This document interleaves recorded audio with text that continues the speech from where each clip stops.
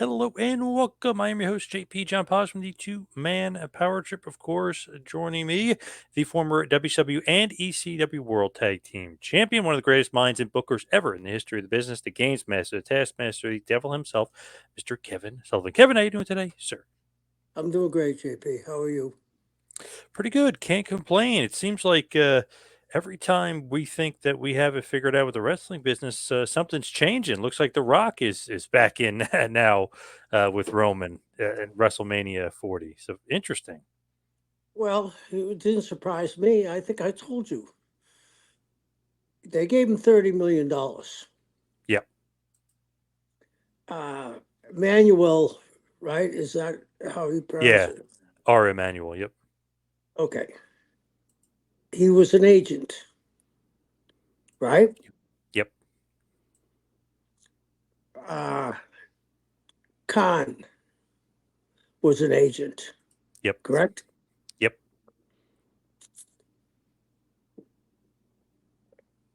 For them. Maybe not Khan because he's been engulfed into the wrestling business for a while now. But you think Emmanuel sees Cody, and this is no disrespect to Cody. I don't think Emmanuel was a wrestling fan as the art of wrestling. He's a businessman. Do you think he sees The Rock and Cody on equal footing? No, no way. Rock is Okay, the biggest movie star and worth the most money. so they gave him $30 million, and then Punk got hurt. Brock is out. Yep. Uh, it's their first pay-per-view, correct? Well, their first Mania. Yeah. Yeah, that's what I meant. Okay. They want to make a splash. I mean, and I understand the people wanting Cody to finish the story.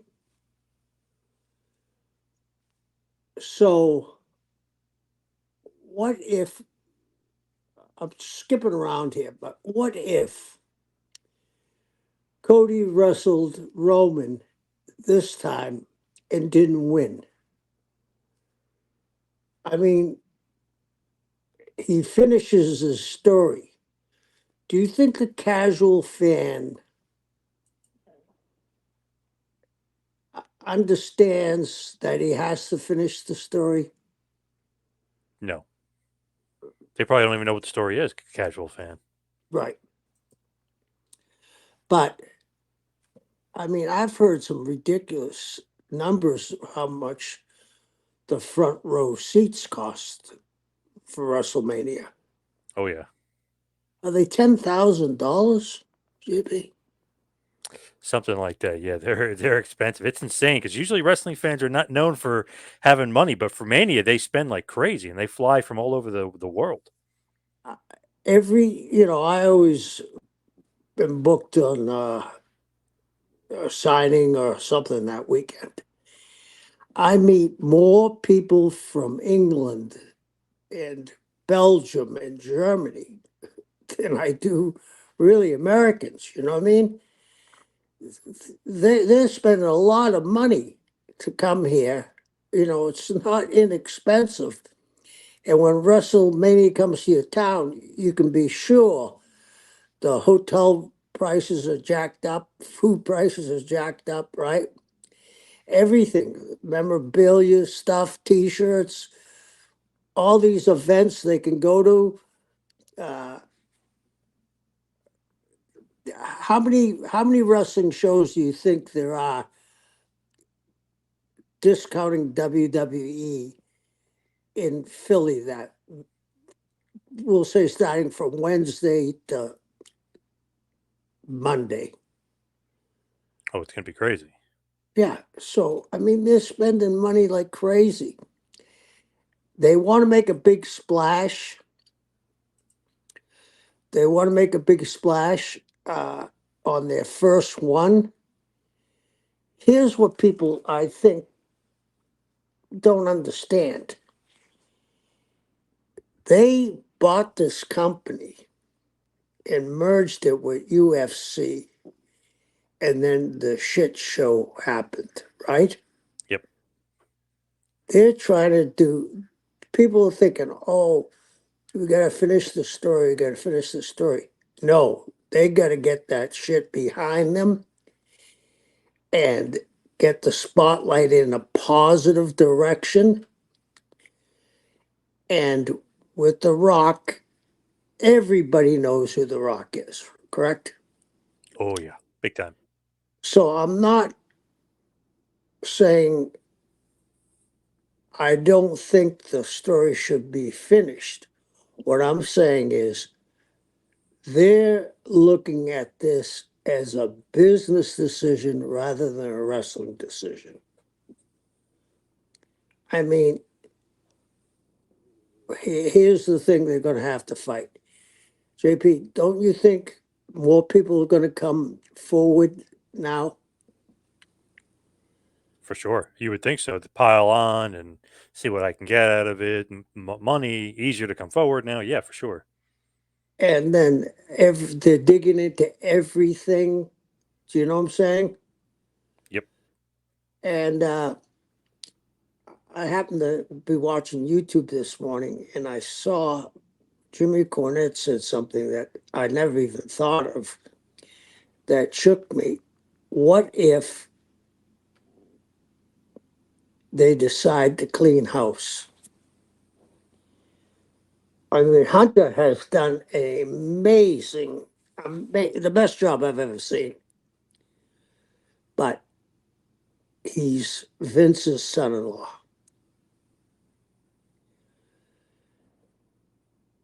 Yep. Could you see them putting The Rock as the head guy in WWE? For sure. Yep. Uh,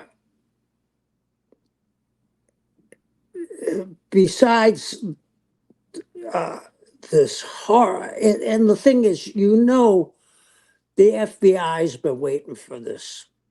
Oh You yeah. know, Yep. when he won the steroids scandals suit, and when he came out of, pulled off the neck brace, they spent a lot of money and didn't get anything. I mean, I look at this completely different. I don't have my wrestling fan hat on. I have a hat, not that I know a lot about inner workings of business, but I've been around the peripheral. They're doing this because everybody loves them until this happened, The Rock. I think they're doing this to get the stink off them. And if someone brought this up to Manuel and Khan, they said, well, he can finish the story in Saudi Arabia or SummerSlam or whatever. But I also think that this finish they're going to come up with is going to be an amazing finish. And I see Cody being an instrument in this finish to even raise his stature. I mean, what if some of the bloodline get involved and Cody comes down, they whip the asses, Rock gets up from getting his ass kicked, they make a come back together, blah, blah, blah. You know, it's like Cody is such a fan favorite now, and he's done an amazing job because he was getting booed in AEW, correct? Yeah. Now he's the fans' darling. I think in the long run, he's going to make lemonade out of lemons because he's going to come across as the guy that's a company man. He hasn't bitched about it. He's endorsed The Rock. So if he gets involved in the finish and saves The Rock, what a rub he's going to get. We want Cody. It's a big movement right now. But Yeah, without The Rock, you're not getting that Super Bowl rub. They're on media week for Super Bowl. It never happened before. You're not getting that without The Rock. So you need The Rock in this equation. There's no doubt right, about it. right. And I'll be interested in seeing this finish. Yeah, me too. Because the rumor is maybe The Rock might win, which would be insane. I feel like Roman should definitely go over, and Cody should be the guy to finally beat Roman, but not necessarily at WrestleMania. That can happen down the road at SummerSlam or something like that. But he could finish the story at another date and time. Right. I I don't see, and I may be completely out of my mind. I don't see The Rock winning the title. Yeah, I He, don't think so either. I wouldn't think so anyway. I wouldn't think so either. But we don't know the whole parameters of him sitting on the board, what that entailed. You got to trust the guy pretty explicitly to give him $30 million and put him on the board and give him his name. Uh, so they got their work cut out for them on this finish. I totally agree. We'll see. Obviously, very very interesting stuff headed forward for WrestleMania. We'll see what's going on with it. But as far as today and today's topic at hand, speaking of WrestleMania, to me the real Mr. WrestleMania, the guy who had the undefeated streak, the absolute legend, the Undertaker. So when is the first time you ever laid eyes on the Undertaker or even met the Undertaker, Mark Calloway? When he came to WCW, is me, Mark. I mean, he was, you know, everybody says, oh, I knew he was going to be big. I thought he was going to be big because he was an athlete at that size, could walk the ropes, right? Yep. And he loved the business, loves the business. I think he's the biggest drawer of money in the history of the wrestling business because he drew it for such a long time. He didn't ever have, I don't think, a down period to draw money. I mean, he worked with everybody and he didn't mind putting guys over when it was time to do it, right? Right. So my hats are off to him, man. Uh, People talk about, the Mount Rushmore. His face should be the first one on it. When you say that, and him being a big draw, do you put any credence to the fact that he was never like the number one guy? He was never the top guy. He was always kind of the 1A or the 1B. He was never Hogan or Austin, but he worked with those guys. Right. Well, here's the thing.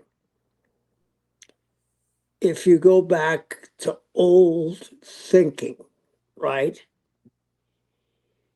They never gave a belt to a guy that had some sort of gimmick, like Argentina Rocca, right? came in who drew nothing but money. Uh, Andre, up until the Hogan. Uh, Dusty got the belt a couple of times, but they were short, and it was because Eddie wanted it. I think during the time they were really hot, and like you saying, The Rock and Austin and Hogan, I don't think he was 1B. I think he was 1 plus A. They knew how much money he was going to draw. And I guarantee you that if he wasn't on those cards, yeah, they would have done big business, but not the way they did it and not the way they knew when his match came on, especially in WrestleMania. I don't think that'd be the wrong thing to say. I don't think that him going out and wrestling, the people were always satisfied because he gave so much of himself. You know what I'm saying? Yep. Uh, if you stopped a casual fan and said, "What did you think of the show?" Oh, the main event was great, but that Undertaker boy, he's a fabulous athlete. I mean, I think he doesn't get the credit he deserves. When you look at him and his style and his career, a lot of people think he was trained by Don Jardine, the spoiler, but he just kind of emulated him. He was just kind of like a big fan of his, was never trained by him. And obviously, they did cross paths in world class championship wrestling in his early days. But very interesting, right? To think of like the spoilers, kind of a guy that walking the ropes and different things like that, and being that big was basically an idol of his. Yeah, I mean, he took what the spoiler did in regional territories and put it all over the world. When the next guy comes along and does it, they're not going to say, "Oh, he reminds me of the spoiler," are they? No, reminds me of the Yeah, Undertaker. Yeah. yeah, So interesting though. So he had a basketball career, obviously 6'10", he's a huge guy, thinking maybe he could do something in the basketball world, but decides pro wrestling instead. Ends up trying to get trained by Buzz Sawyer, somebody that you know very well, and obviously he didn't think Sawyer was very committed to giving him his training, but he was very committed in taking his money. What do you yeah. know as far as that story of basically Buzz Sawyer taking his money and skedaddling? He did it to a bunch of people. Did it to Magnum. I think he hit Magnum's family up for 10 grand. And That was Magnum ended up meeting him down the road in, Portland. yeah, yeah, and that was Buzz's mo. You know what I mean? He would have fit great in this tragedy that's going on in wrestling today because he would have been in the middle of this thing too. Were you friendly with him at all or no? Yeah, I don't think a lot of people were friendly with him. They were because he was such a wild man. But I got along with them. I got along with them. Man, he takes this Giants money. Obviously, he's pretty tough, so he doesn't really care, thinking he could probably take him anyway. But he basically takes his money, $3,000, and then never really trains him and kind of just leaves. And he did that to a bunch of the guys. It's crazy to think, like, of all the guys you do that to, this guy ends up being one of the biggest stars ever in the history of the business. And now everybody remembers Buzz Sawyer as being the guy that tried to steal money from Undertaker. Crazy. Yeah. From what I gather, the only thing he taught him was a lockup, right? He was saying very limited, just exactly what you would do on like kind of first day stuff, and then that's it. Yeah. So with Buzz Sawyer, obviously, you got to go elsewhere. He goes down to World Class Championship Wrestling, starts learning his way through. there's a match, and actually it's on an Undertaker DVD out there for WWE, but it's available also on YouTube somewhere if you can find it. A match, him as Texas Red against Bruiser Brody. Man, Brody just kicks his ass, just stiffs the crap out of him. Par for the course, or was this something else, here happening with these two? Brody, I work with Brody a lot, but I was no threat to Brody. I wasn't 6'10", Right. 300 pounds. Brody saw the monster inside the egg. He knew this guy was going to be good just on size alone and his athletic ability. He was probably trying to, I don't know if you could intimidate Mark, but he wanted to get that win and get it his way. Do you know what I'm saying? Yep. Uh, he wanted them to know that he was the man. That's And how obviously, Frank did business. I was going to say, and Taker's a young guy too. He's not going to do anything back to him. Right, right. And Frank, that's how he did business. I mean, he was stiff and, uh, you know, he was around Curtis and Mark and guys that had been through the wars of the dressing room from the 50s on. And he was real good friends with them. So they probably indoctrinated him with a lot of stories about you got to do it for yourself. You got to do it for yourself. You got to do it for yourself. And it worked for him till the unfortunate incident. When you look at Taker, obviously he leaves World Class, goes to CWA in Memphis with Jerry Jarrett, meets up with Dutch there, and gets some advice and some great, um, I guess, very knowledgeable advice from Dutch and Jarrett there in Memphis before eventually making his way to WCW as Mean Mark Callis. When he gets there, the story is that Terry Funk came up with that name. What did you think when you first saw him, though? Because a lot of guys like Heyman, Teddy Long, everyone was saying, "Oh, money, money, money." Terry Funk liked him. All these guys liked him. Did you like him? Oh, yeah. I mean, he's an athlete, you know, and he really loved the business. Did I ever think he was going to be the phenomenon he was? No. Did I think he was going to get over and draw money? Yes. But he made, and that's a pretty way out gimmick if you really look at it. Uh, that's hard.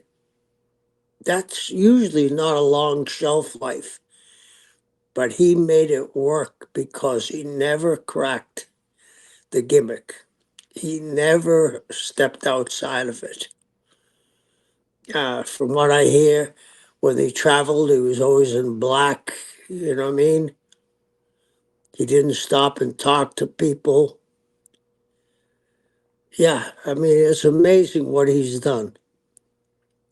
Love that. And of course, he became a skyscraper. While there, managed by Heyman at one point, obviously, kind of going under his tutelage a little bit. Did have a match with Sting. I know a lot of people say, "Oh, Sting Undertaker never happened." Well, Sting Mean Mark did happen. Sting, of course, got the win. He beat Lex Luger. I mean, Lex Luger beat Mean Mark there. So he was kind of the upper mid card, more mid card guy in WCW. Never could kind of break the glass ceiling for one reason or another. But when you look at that, do you think you guys could have done more with him just because look at the potential that was there, or was he too green at that point? Well, you hit it on the head. Here's what was going on back in that era. Like we talk about how things don't fit unless you realize what the era was, right? Yep. They had so much riding, meaning the company, they were afraid to take a chance on a young guy all the way. You know what I mean? Yep. So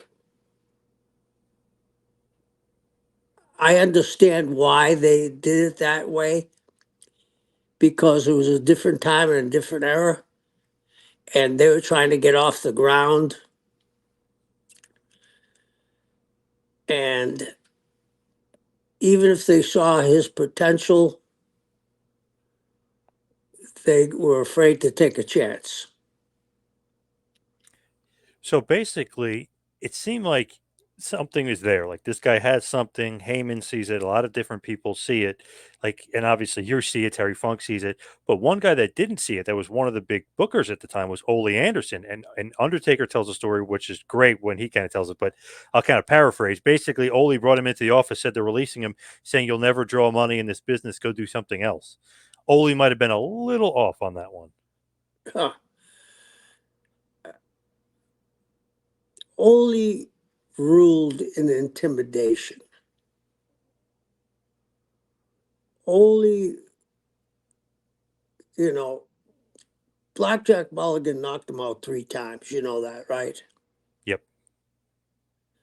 Well, after the first time, I think you'd be really cautious what you said in front of Jack Mulligan, right? Yep. Ole was a stubborn, stubborn guy.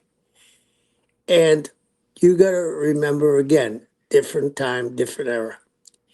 He came from Vern when they were training guys like they were trying to kill them. Yep. So Ole, unless you work like Ole, he didn't think anybody could draw money. And if you look at who his friends were, Stan Hansen, who I think is a great, great performer and made a shitload of money. Ole liked him because he was stiff like Ole. Uh, Back in the day when Ole broke in the late 60s, that kayfabe was still super strong. And he was coming out of guys that were wrestling in Minneapolis, Billy Robinson, uh, Crusher, Mad Dog Vachon, Paul Vachon, uh, Chris Taylor. The list goes on and on and on. Guys with either huge amateur background or had gone to Vern's camp and got pounded into the ground. So it was a different time and a different era. So that's where Ole's schooling was from. So if you didn't, it didn't matter to Ole who you were, unless you worked like him. Ah, I don't see anything in him. Do you know what I mean? Yep. Yep. Man, was he was dead wrong on that one. There's kind of no doubt about it. It's interesting Yeah. though. His last match is September 1st, 1990. Loses to Sting in Greensboro, North Carolina. It's funny. Sting's last match will be in Greensboro in March for AEW. He goes to USWA for a brief stint. Beats Bill Dundee, loses Jerry Lawler, then gets signed by the WWF, the World Wrestling Federation. Debuts as Kane, the Undertaker, before eventually just Right. becoming the Undertaker, and makes his real debut, of course, Survivor Series 1990, a part of the $1 Million team. And it's almost like wow. And then he was just off to the races. But it's almost like man, he makes that debut. It's so impactful. He's this 1980s Undertaker from from the old West. Who the hell knows is going to work? And it turned it out. It was one of the greatest gimmicks, if not the greatest gimmick of all time. I think it's the greatest gimmick of all time. Really? Because the Over last, well, sorry, go ahead. I was gonna say over like $1 Million Man or even Stone Cold. Oh, oh, yeah. Ted's not even in, we're in the ballpark there. Austin was a different phenomenon. Right. But I mean, a gimmick, the greatest gimmick of all times, because how many years did he as the Undertaker? 26? In WWE was it 30 years. 30 years. Yep. And he never lost momentum because he busted his ass in the ring. I mean, and he could do shit that most guys his size would stumble over. Jumping, doing the dives before they were popular, right? Yep. Yep. Walking the ropes, the clothesline off the top. I mean, phenomenon. And it's crazy. You see guys, I would say 150 pounds less than him, doing that same stuff and not as graceful or as good. So shows you how athletic he was for being 6'9", 6'10". Right, right.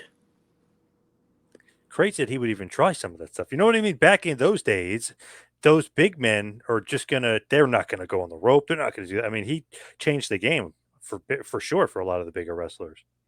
Absolutely. They were just lumbering around the ring until he came along around, pounds you in the corner, the guy goes down, the heel walks away and aggravates the crowd, comes back and pounds him, slams the guy.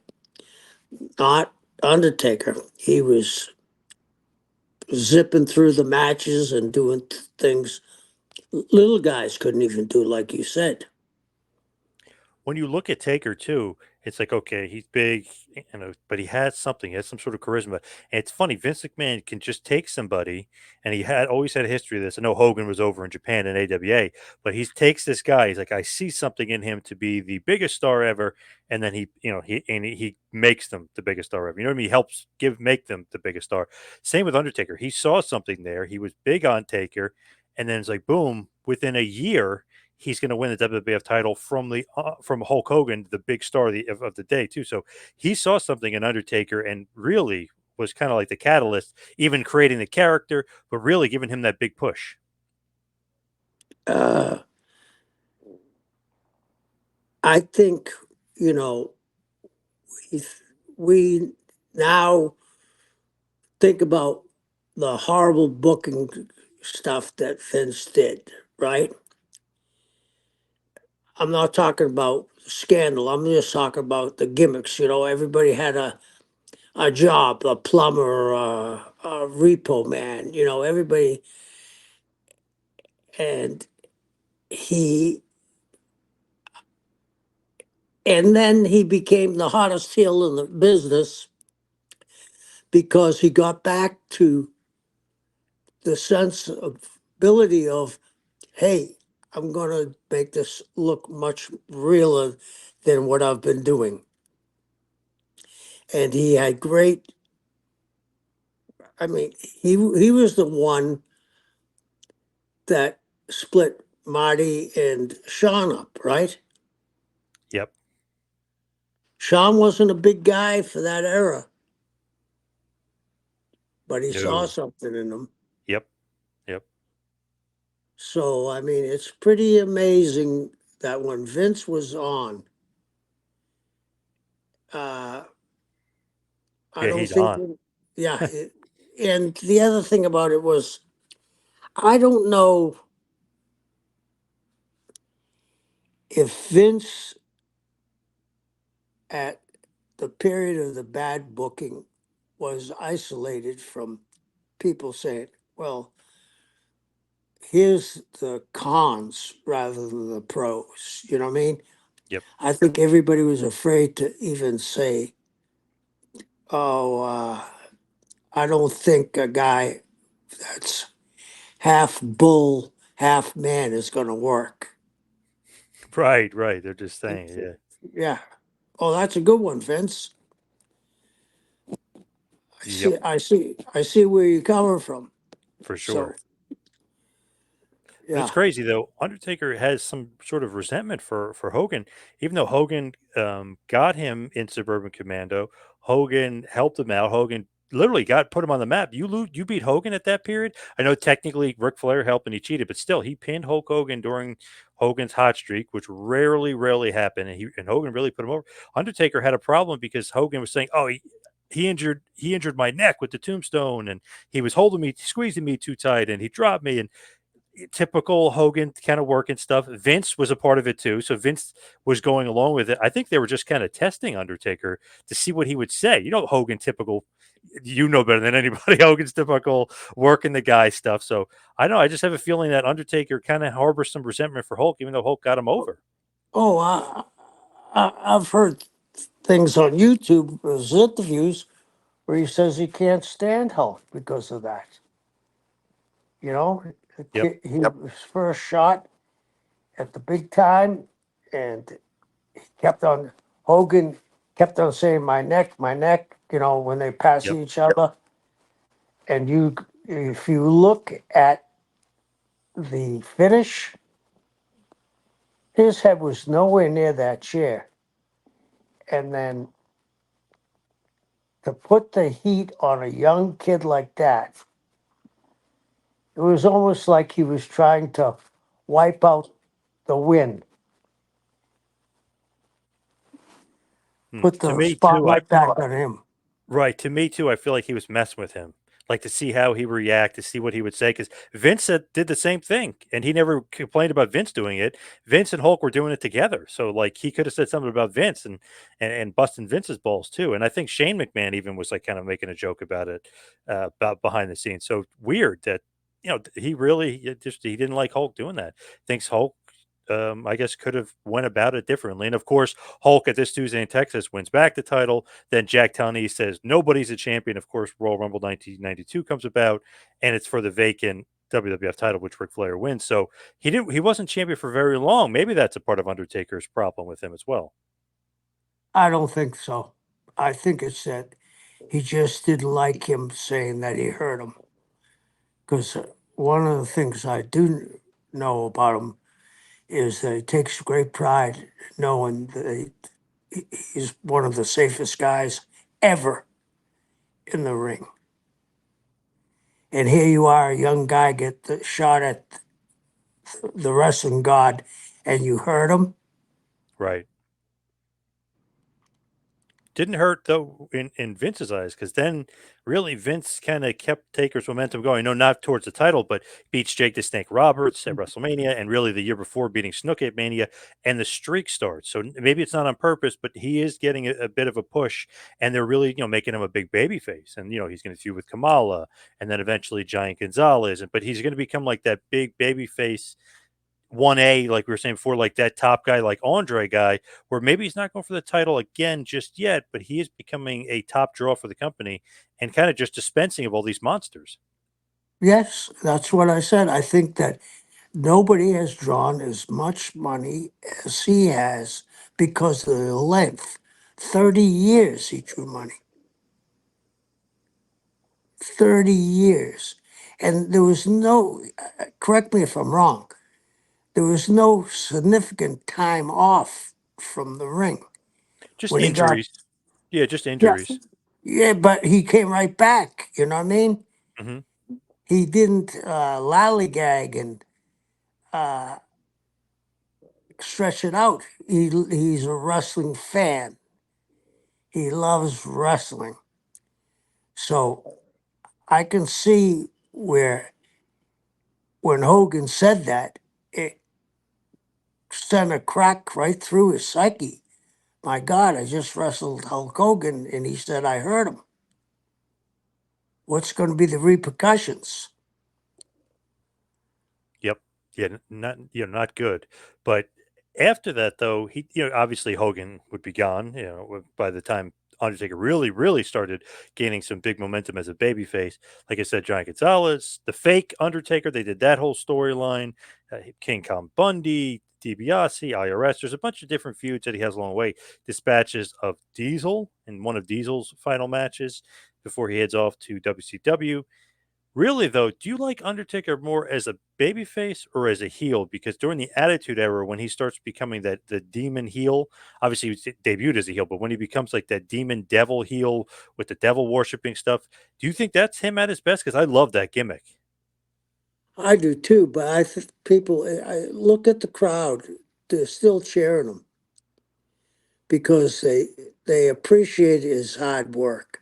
I'm not saying the whole building cheered him, but people that really followed it were cheering him because he did his gimmick so well. I mean, he's still the dead man, but he's doing like the Lord of Darkness thing, then the Ministry of Darkness, then he's crucifying people. It was very like, it was a different take on the same character. Like he's always been great at adapting and changing his character. Yeah, and you hit it on the head. Changing his character, but keeping the base of the character alive, no matter what he did. Do you know what I mean? Yep. Like the sit up, the eye rolling. Yes. Yeah. Very Michael Myers esque. I'm sure he got some of it from that, but definitely some of that stuff all added to the character. Never really cut many promos until he really became American Badass and then doing the Booger Red and the Big Evil gimmick. That's when he really started to realize, like, wow, he actually is a really good promo and can talk and cut great promos. Oh, yeah. Yeah. I mean, this guy was a student of the wrestling business. Going out there and cutting interviews when you're young is very difficult. So maybe him not doing it for a while, and obviously he's a perfectionist, so maybe him not doing it at the beginning until he felt really comfortable, because his promos became a work of art to me. Did you like American Badass and the Booger Red and the Big Evil when he started doing that, or do you prefer him as the Dead Man? The Dead Man, and I think there's more to that story than we know. Uh, I have no knowledge. This is just me off the top of my head. That was when they lost a lot of guys to WCW. Maybe at that, and I'd have no idea. Maybe there was a little problem in paradise with him and Vince at that period because he couldn't take the Undertaker to WCW, but he sure could take the biker with a different name. Right. And even to this day, I know when he does his own podcast, it's 6 feet under with Mark Calloway. It's not 6 feet under with the Undertaker. So obviously he doesn't own the Undertaker name. Vince does. You're right. So interesting, like the different incarnations, because always thought he was a good worker, good wrestler. Sometimes wasn't able to showcase it unless he was in the ring with Bret Hart, who had awesome match, or Shawn Michaels. But then he'd have crazy brawls with Mankind and have great matches that way. But really, when he starts doing an MMA gimmick in the mid 2000s against Kurt Angle and Shawn Michaels again and different wrestlers, you start to see like, wow, he's a damn good wrestler with a good repertoire. He's doing the submissions. He's got a good punch. Like once he started, and then obviously later on feuding with Lesnar, but once he started kind of breaking it down and really showcasing his skills in the 2000s, you're like, damn, he's a really really good worker. Oh, he's excellent. Excellent. I mean,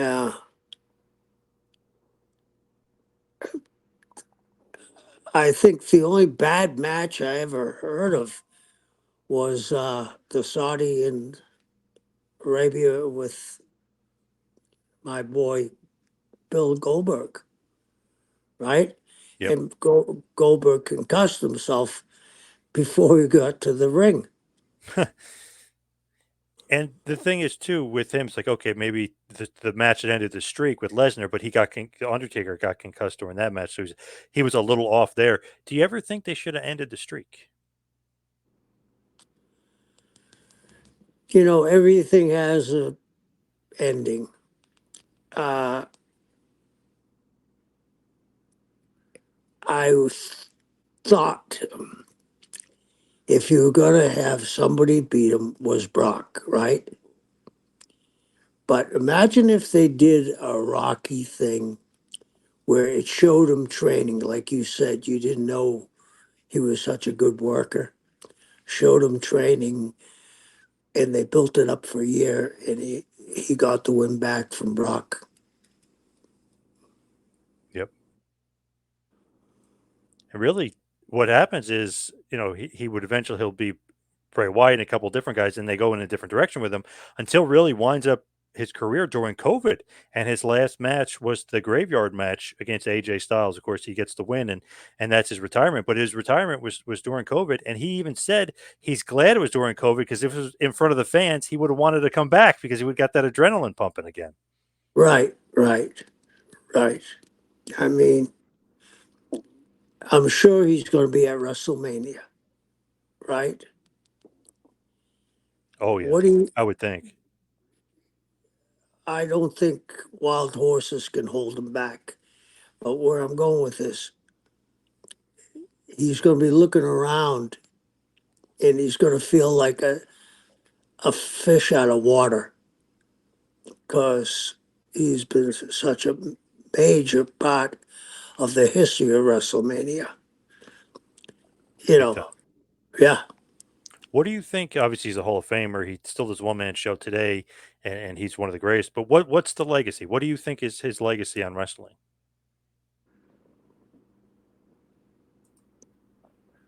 Top five in the history of the business. And he worked hard every night. He gave the people their money's worth and more. One of the all-time greats, like you said, one of the greatest draws of all time, and you put him on your Mount Rushmore. Yeah, I, I think he's maybe the first guy I put on. And I feel like we could even do more and more episodes on the Undertaker later, and just like break down different parts of his career. Because God, 30 years in WWE, and at the top of a level in WWE for those 30 years is just insane. And the guys he feuded with. But let's head towards the plugs. Follow me on Twitter and Instagram. A two-man power trip. You can follow me on Twitter and Instagram at two-man power trip. Kevin, what do you got going on in this crazy world? Anything? Yeah, I'm gonna go to Florida on Friday, and there's championship wrestling from Florida. They're filming on Saturday, and it's in Pompano, the arena there. So come out and say hello to me. And then the following weekend, I'm in Rhode Island, so I've been having a pretty busy end of January and February. Nice. Awesome. Thank you, everybody out there, for listening. We'll see you right back here next time. Have a good one, folks.